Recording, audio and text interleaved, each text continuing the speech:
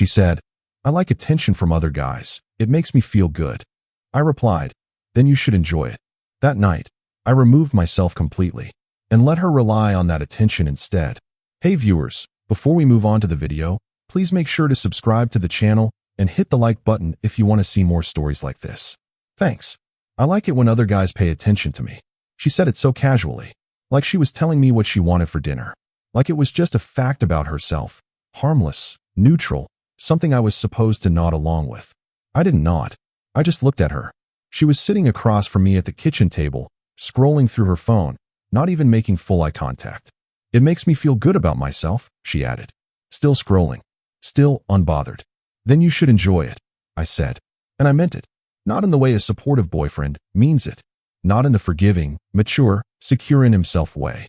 I meant it in the way a person means something when something inside them quietly breaks and then, without any fanfare, quietly decides.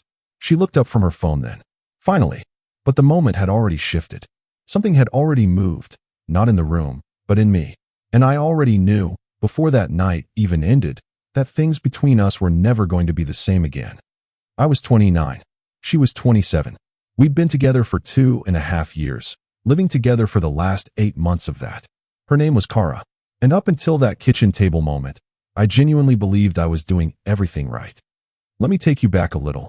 Not to the very beginning. I don't believe in drowning a story in backstory before you've earned the reader's trust. But I need you to understand one thing before we go further. I was not a jealous man. I want to be very clear about that. I had never checked her phone, never interrogated her about who texted her, who liked her photos, who she was talking to at a party. I had been the kind of boyfriend who genuinely trusted the person he was with. Not naively, not in the way someone buries their head in the sand, but genuinely, from a position of security. I wasn't threatened by other men. I wasn't the guy who needed her world to revolve around him. I had my own life, my own friendships, my own things that mattered to me. We were two separate people who had chosen to build something together. That's what I thought love was supposed to look like. And for a while, a good long while, it did look exactly like that. The first crack appeared about 8 months before the kitchen table conversation. It was small. So small that I almost didn't register it as a crack at all. We had gone to a friend's birthday party. Her friend, a woman named Tessa, who I liked well enough but didn't know very deeply. There was a guy there. I'll call him Owen, because I don't want to use his real name here. Owen was tall, put together, the kind of guy who laughs at everything a little too loudly because he's decided that being charming is a personality. He knew Kara from college. Old friend. Fine. I shook his hand. We talked briefly about some sports thing I barely cared about. Normal party interaction. But then I noticed something. The way Kara laughed around him was different. Not different bad, not flirtatious in some obvious way. Just different. Lighter. More performative. Like she was enjoying being watched, enjoying herself. I filed it away. Didn't say anything. The drive home was fine. She was happy, buzzy from the wine, talking about what Tessa's new apartment looked like and how she wanted to repaint our living room a similar shade of green. I listened. I was present. But there was this small, quiet thing sitting in the back of my chest. Not jealousy. More like observation. A mental note. 2 weeks later, Owen started showing up in her texts.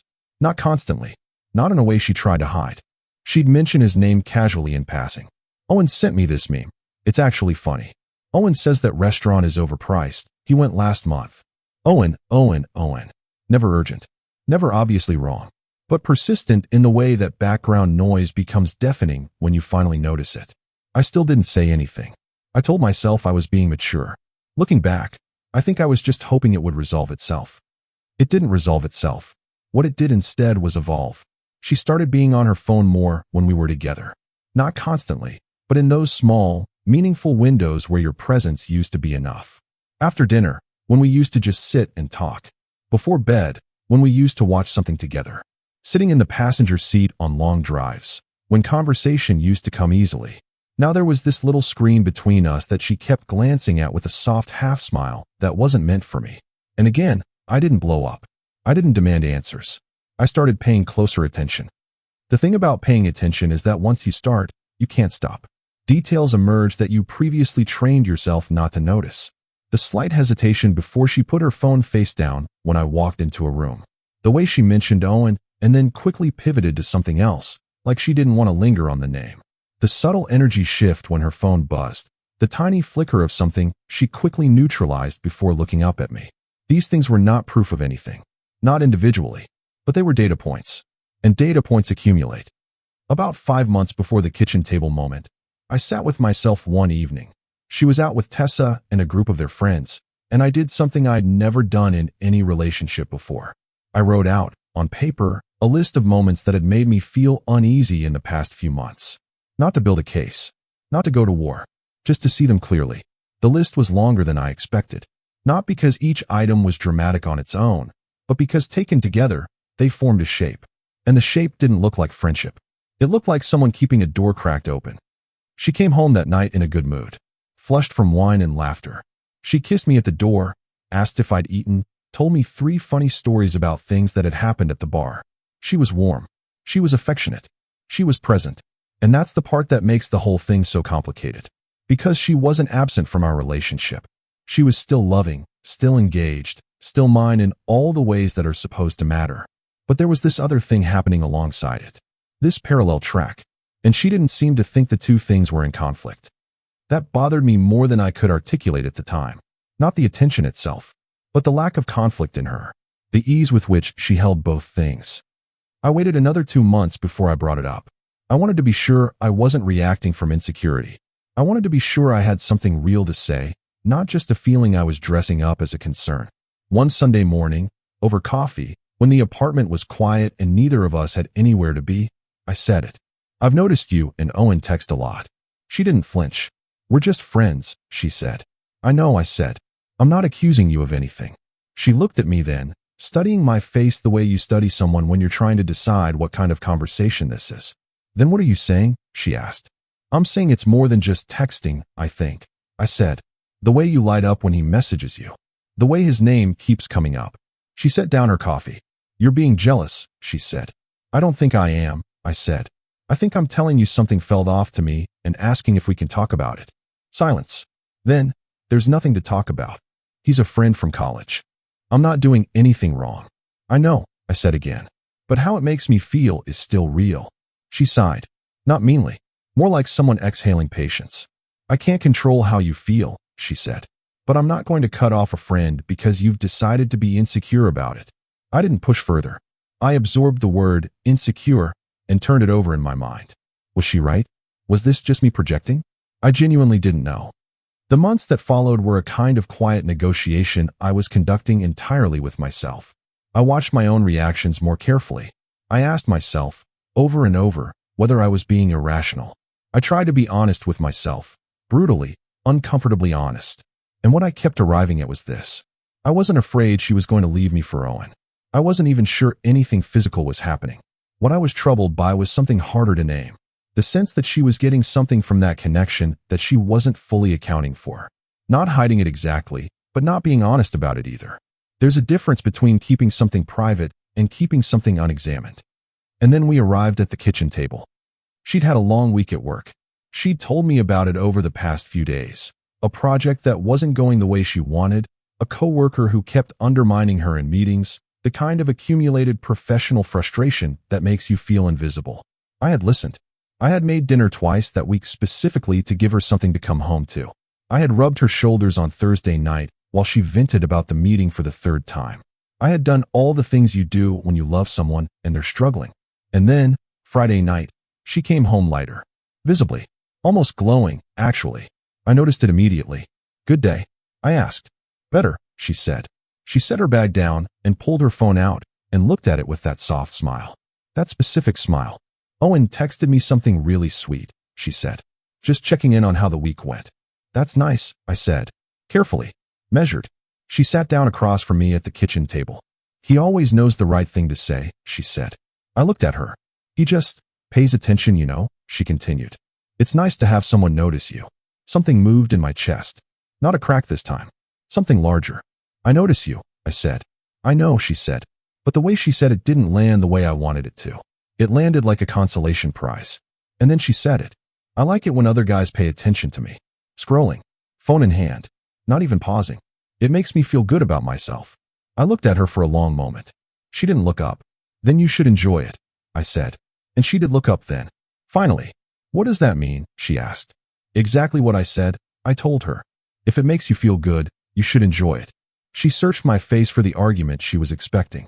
For jealousy, for hurt, for the usual male reaction she had probably already prepared her defense against. She didn't find any of that. What she found instead, and I know this because of what she said next, was something that unsettled her more. You're not even going to get upset about it? She asked. No, I said. She frowned. Why not? Because getting upset hasn't changed anything, I said. So I'm going to stop. That night, I slept on my side of the bed and I didn't touch my phone. I didn't reach for her. I didn't start an argument.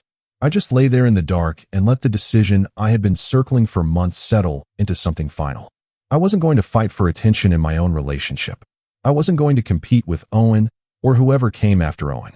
I was not going to lower myself to audition for the role of man she was already supposed to be choosing every single day. The next morning I was up before her, made coffee, read for an hour. When she came into the kitchen, I was calm, normal, even. She looked at me like she wasn't sure what to expect. Morning, I said. Morning, she said. She poured her coffee, stood at the counter. I went back to my book. She sat down. Are we okay? She asked. We're fine, I said. She didn't look convinced, but she didn't push it. Here is what I did and didn't do in the weeks that followed. I want to be precise about this because I think the details matter.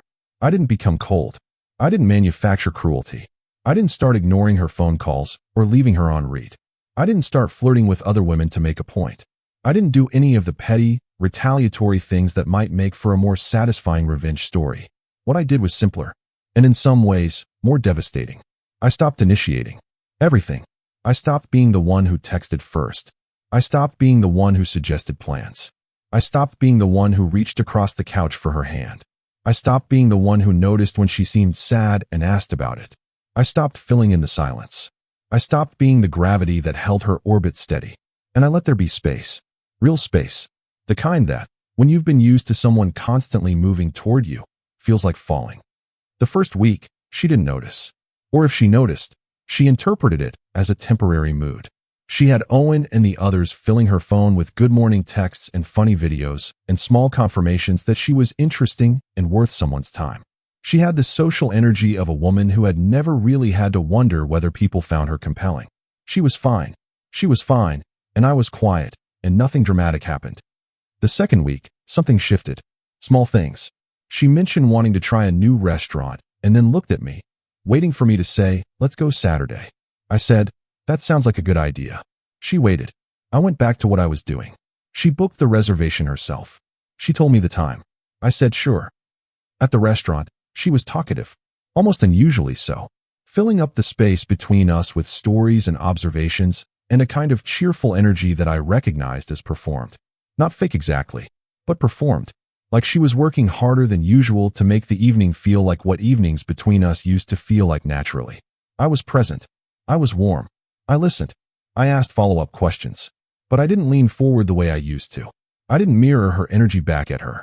I didn't make her feel like the most interesting person in the room, the way I used to make her feel without even trying. And she noticed. I could see it in the slight over-adjustment of her enthusiasm. The way she laughed a beat too long at her own stories. The way she glanced at me between sentences to check whether she was landing. The third week, her texts to me got longer. I want to say that again because it's the detail that told me everything. Her texts to me got longer.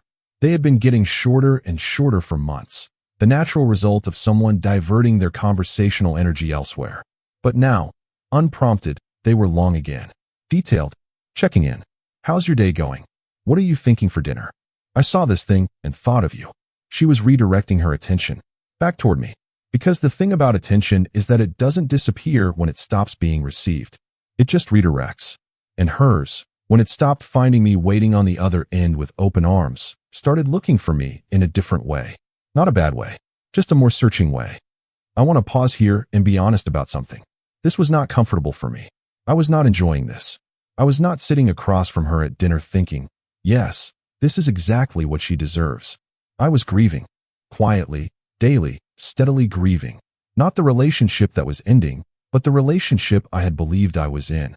There is a specific kind of loss that comes with realizing someone didn't value what you were offering. Not because they're a bad person, but because they were so accustomed to having it that they stopped being able to see it at all. I had been so reliable, so consistent, so steadily present, that I had become part of the furniture. And furniture doesn't make you feel special. It just exists. Useful, invisible, taken for granted. About 4 weeks after the kitchen table night, she brought it up directly. We were at home, a Sunday evening, the kind of low-energy, wind-down weekend hours that used to be my favorite part of the week with her. She turned off the TV. "Can we talk?" she said. "Sure," I said. "Something's different," she said. "With you. With us." I didn't say anything. I let her continue. "You've been pulled back," she said. "I don't know how to explain it. You're still here, but you're not here the way you used to be." "I've been the same," I said, which wasn't entirely true. But it wasn't a lie either, in the way I meant it. I was the same person. I was just no longer arranging myself around her needs. "No, you haven't," she said. "You used to reach for me first. You used to text me in the middle of the day just because. You used to make me feel like I was the first thing on your mind." I let that sit in the air for a moment. Then I said, "You used to be the first thing on my mind." She looked at me. "And now?" she asked. "Now I realize you had other things filling that space," I said. "So I stopped competing for it." Long silence. "I wasn't trying to make you compete," she said. "I know," I said. "That's part of the problem." She didn't respond to that immediately. She sat with it. I watched her sit with it. There was something happening in her face. Not defensiveness. Not the familiar redirect toward "you're being insecure." Something more honest. Something more uncomfortable. "I think." She started. She stopped. "What?" I asked. "I think I got used to you always being there," she said. "So I stopped noticing it. And then when the attention from other people felt exciting, I chased it a little. Because it was new. Because it felt good. Because you always being there started to feel like it didn't need to be appreciated." She looked up at me. "That was wrong," she said. "I know that." I nodded. "I appreciate you saying that," I said. "But appreciating something you've been given and taking it seriously are two different things." She frowned. "What are you saying?" "I'm saying I'm glad you recognize it," I said. "But recognition isn't change." Here is where I want to give credit where it's actually due. Because what happened next is not what I expected. And I think honesty requires me to say that. She didn't get defensive. She didn't storm off. She didn't dismiss what I said or pivot to listing my flaws as a counterargument. She went quiet. And she stayed quiet for a long time. And then she said something that shifted the whole shape of the conversation. "I've been doing this my whole life," she said.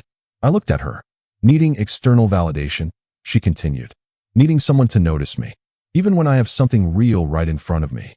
She wasn't crying, but her voice had lost its steadiness. "I don't think it's about Owen," she said. "I think Owen just happened to be there when I started feeling invisible." "Invisible to who?" I asked. She looked at me with something fragile and direct at the same time. "Invisible to you," she said. "Wait," I said. "You felt invisible to me?" "I know it doesn't make sense," she said. "I know you were there. I know you were good to me. But at some point, I stopped feeling like you were choosing me. Like I was just the default." That one landed. I won't pretend it didn't. I needed time to think about what she'd said. I needed to sit with it honestly, without immediately defending myself. So I didn't respond that night. I said, "I hear you." And I meant it. And then I went to bed. And I lay there in the dark, and I did what I think most people avoid doing.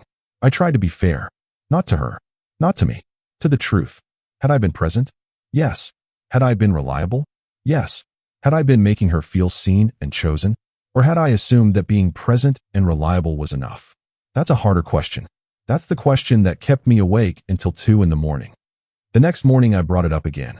I told her I had thought about what she said. I told her I didn't think she was entirely wrong. "I think I got comfortable," I said. "Not comfortable enough to stop trying, but comfortable enough to stop showing it. There's a difference between being devoted and being visible," I said. "And I might have been devoted without being visible." She was quiet, listening. "But here's where I struggle," I said. "The response to feeling unseen is to talk to the person you're with, not to find the feeling somewhere else and not tell them. That's where it stopped being about us and started being about something you were choosing." She nodded. "You're right," she said. "I know you're right. But I was scared," she said. "Scared of what?" I asked. "That if I told you I felt like you'd stop choosing me, you'd think I was needy, or dramatic, or that you'd pull back even more." There was something almost unbearably sad about that. That she had been afraid to say, "I feel invisible to me." That she had chosen Owen's texts over my potential disappointment in her. Not because Owen was more important, but because Owen was safe in a way she didn't believe I was anymore. We spent a lot of hours over the next few days excavating things that had been buried under the surface of our relationship for a long time. She talked about her childhood more than she ever had before. A father who was present in body, but somewhere else entirely in spirit. A mother who praised her only when she performed. At school, socially, in the ways the world could see. The pattern of needing external validation was not a new thing. It was a very old thing wearing a new face. It was a wound she had never actually looked at, only tended to from the outside. I listened to all of it. I didn't use it against her. I'm saying this because I think it matters. There's a version of this story where a man hears all of this and weaponizes it. Uses someone's vulnerability as a cudgel. I didn't want to be that person. I wasn't angry at her wound. I was angry at the way she had let the wound direct her actions without telling me what was happening. But here's the thing. Even as I was listening, and even as I was being moved by her honesty, and even as I was appreciating what felt like the most real conversation we had ever had, I was also noticing something. This conversation felt good. It felt honest and deep and important. It felt like exactly what the relationship had needed for a long time. And some part of me was aware that it only existed because I had stopped being the endless supply. Because I had pulled back and created a space that she had to walk toward me to fill. She hadn't chosen vulnerability until the alternative became uncomfortable. She hadn't reached for the real conversation until the easy comfort wasn't there anymore. That wasn't a condemnation. That was just information. About her. About me. About what our dynamic had become. About 6 weeks after the kitchen table night, I told her I thought we needed to take a break. Not break up. A break. Real space. Not the manufactured distance I had been creating, but a genuine, intentional pause. She didn't take it well. Not explosively. Just quietly devastated in the way that people who have always been slightly too confident about being chosen are devastated when they realize they might not be. A break means it's over, she said. A break means I need to think, I said, about whether I can do this again. Do what, she asked. Start over, I said. From a place of honesty instead of from the place we've been. I can do that, she said immediately. I know you can say you can, I said. But saying and doing are two very different things. And I don't want to find out you can't 3 months from now when I'm back at the beginning. I stayed at a friend's place. His name was Qley. We'd been friends since college. He didn't ask me too many questions. He just made extra food and let me take up space on his couch when I needed it, and that was enough. I spent 2 weeks there. In that time, Kara texted me every day. Not desperately. Not with ultimatums. Just consistently. Small things.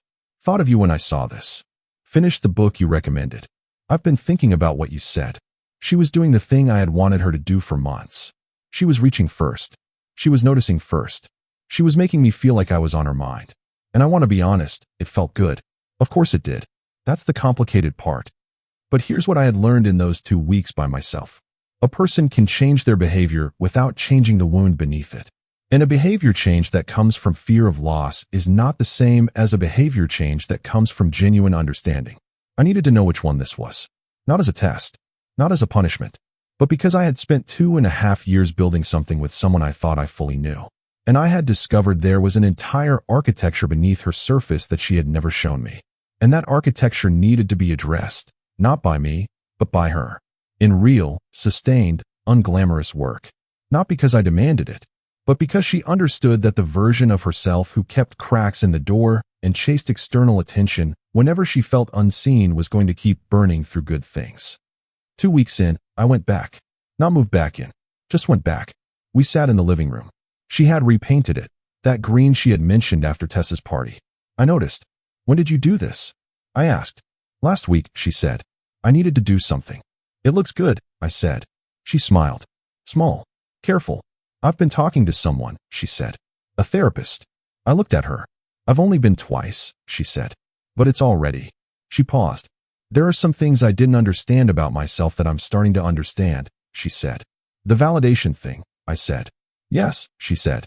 And other things. The way I was raised to perform for approval. The way I've always needed the audience.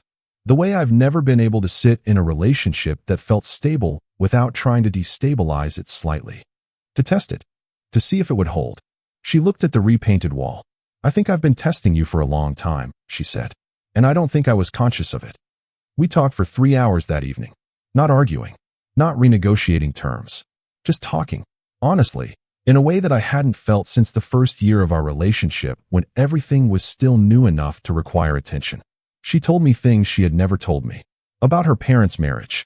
About the way she had learned as a child to read the room and be whoever was needed. About the emptiness that sits underneath constant external approval. How it fills briefly and then empties again faster than it filled. She told me she had texted Owen to tell him she was pulling back. That she needed to stop using friendships as emotional workarounds. That she knew it wasn't fair to him either. I listened to all of it. All of it. And by the end of that evening, something in me had softened. Not completely. Not uncritically. But genuinely. Here is what I want to say about forgiveness, since I imagine some of you are waiting for me to arrive at that word. Forgiveness is not a performance. It's not something you declare and then you're done. It's not something you give to the other person. It's something you do for yourself. And it doesn't mean the thing that happened didn't happen. It doesn't retroactively make the 2.5 years cleaner or simpler than they were. What it means is that you stop carrying the weight of someone else's unexamined wounds as a personal injury. That's all it is. And that kind of forgiveness I had done, mostly, while sitting on Cole's couch at 2 in the morning watching things I barely registered. What I wasn't sure about yet was whether the relationship deserved another version of itself. That's a different question. Whether to forgive someone and whether to continue with someone are not the same question. People confuse them all the time. They think forgiving means staying, or they think leaving means you haven't forgiven. Neither of those is true. You can forgive fully and still decide that what's been revealed is something you don't want to build on. Not out of punishment, not out of pride, but out of honest self-knowledge. I didn't move back in that week, or the next. I let things be slow. We had dinner twice.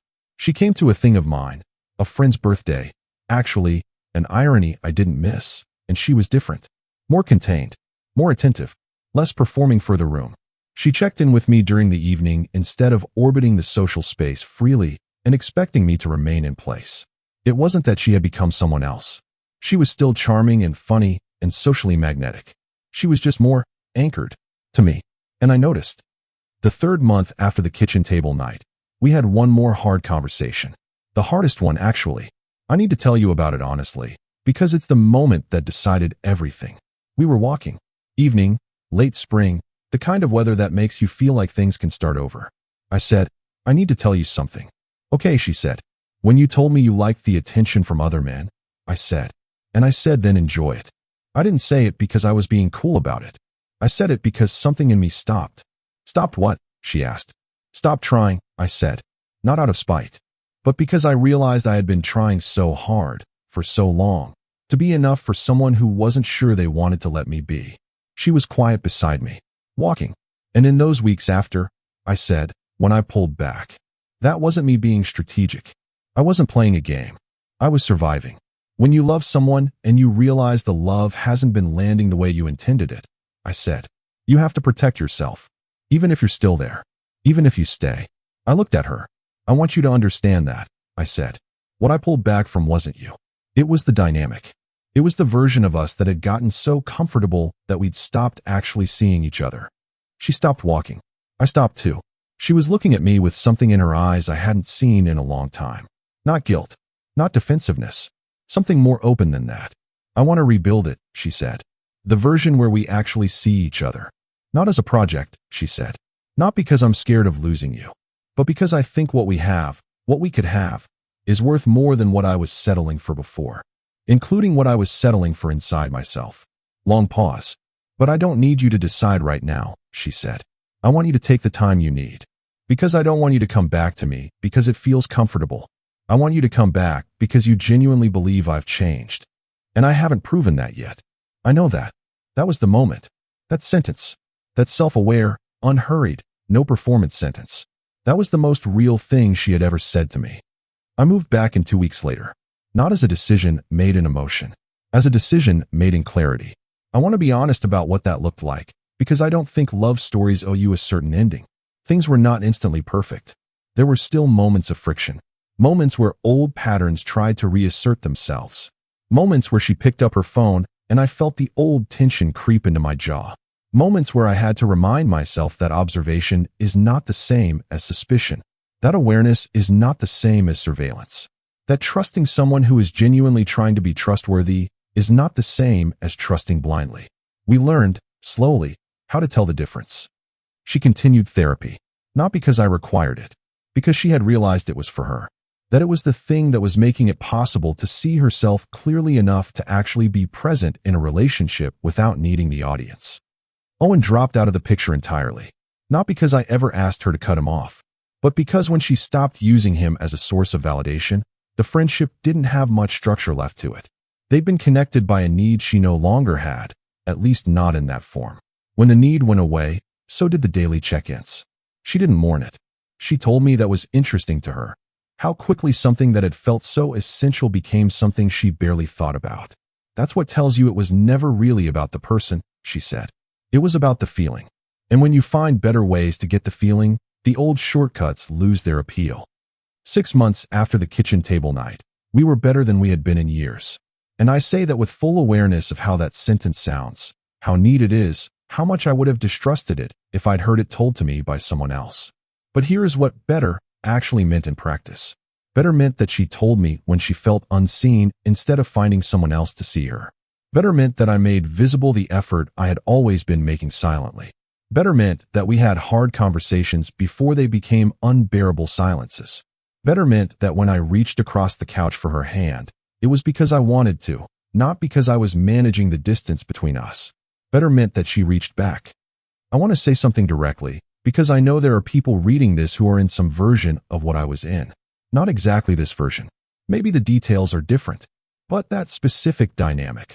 Loving someone fully while sensing that your love has become invisible to them, while they turn toward easier, newer, more exciting sources of validation.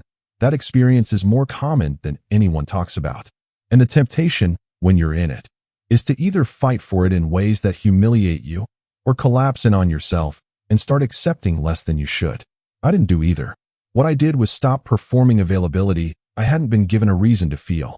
Not cruelly, not as a game, but as a form of self-respect that I think I owed myself. And in doing that, I created the conditions under which the truth had to show itself. Not the dramatic, explosive kind of truth. The slow, honest kind. The kind that reveals what someone is actually made of when they have to choose between comfort and growth. And Kara chose growth. That matters. Not everyone does. If I'm being fully honest, and I think this story owes you fully honest, there's still a small part of me that carries what happened. Not as a wound, exactly. More as a reminder. A reminder that presence, even devoted, loving presence, is not automatically felt as choosing. That reliability can become invisibility without anyone intending it. That love, even real love, needs to be made visible enough that the person receiving it can actually feel it landing. I think about that couple at the kitchen table. Him, with his coffee and his quiet devastation and his decision. Her, with her phone and her soft smile meant for someone else. I think about how close we came to becoming one of those stories that ends with someone packing a box. And I think about how the distance between that version and this one was one conversation. One long, painful, honest conversation that almost didn't happen. She asked me once, months later, what I had felt in the moment when I said, "Then you should enjoy it." I thought about it for a while before I answered. Like something had been confirmed, I said. Not something I wanted confirmed, but something I had been carrying the question of for a long time. And even though the confirmation hurt, I said, it was better than the question. Because you can't do anything with a question that lives only in you. But a truth that's out in the open, even a painful one, I said, that you can work with. She was quiet for a moment. I think I knew what I was saying when I said it, she said. On some level, I think I was testing whether you'd stop me. And when you didn't, she said, when you just agreed, that scared me more than any argument would have. Because it meant you might actually let me go. And I don't think I understood until that moment how much I didn't want that. I've thought about whether I was passive that night. Whether a different version of me should have said, I don't think you should be sharing things about our relationship with other men. Whether I should have put my foot down. Whether the wiser move was directness instead of removal. Maybe, probably, in another relationship, with another person, at a different stage. But with Kara, I think what needed to happen was exactly what happened. The absence of reaction. The refusal to perform jealousy for someone who expected it. The quiet that said, I respect you enough to let you make this choice. And I respect myself enough not to beg you out of it. There's a phrase I've come back to a lot in the years since all of this. You can't want more for someone than they want for themselves. I heard it years ago, somewhere I can't remember. It comes back to me now not as a comfort, but as a discipline. Because wanting more for someone than they want for themselves is how you end up making yourself smaller. It's how you end up absorbing someone else's unexamined wounds as your own personal failures. It's how reliable people get taken for granted. Not maliciously, just quietly, one ignored effort at a time. I'm not telling you this story to be a cautionary tale. I'm not telling you that you should manufacture distance as a strategy. I'm not telling you that the way to make someone value you is to withhold yourself until they panic. That's not what happened here. What happened was simpler and harder. I finally told myself the truth about what I was experiencing. And then I stopped pretending the experience was fine. Not loudly, not in an ultimatum, just by aligning my actions with my reality. By being, for the first time, as honest with myself as I had always been with her. A year on, we're still together, building something that is, I think, genuinely better. Not because everything was fixed, not because the past was erased, but because both of us, finally, are actually here, choosing each other, on purpose, visibly, with full knowledge of what the alternative looks like. And sometimes, in quiet moments, I think about that kitchen table, that Friday night, her, glowing from Owen's text, me, looking at her across the space between us. Then you should enjoy it. 3 words, calm, final, and underneath them, not cruelty, not indifference, just someone who had decided, for the first time in too long, to respect himself enough to stop accepting the scraps of someone else's attention. Someone who understood that the most powerful thing you can do in a relationship that has started to take you for granted is not to fight for your place in it, but to stop pretending you don't notice the way you've been placed. That's the story. Not a perfect ending. Not a clean one. Just a real one. The kind that happens when 2 people are honest enough and scared enough and just brave enough to stop performing the relationship they thought they should have and start building the one they actually needed.